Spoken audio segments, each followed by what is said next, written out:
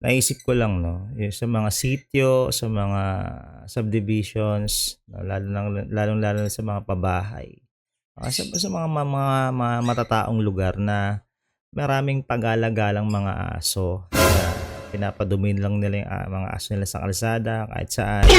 Ta's yung mga dumi na yun, natutuyo yun siyempre, na nadudurog yun kasi nagugulungan yung mga sasakyan yun o nagtatapakan.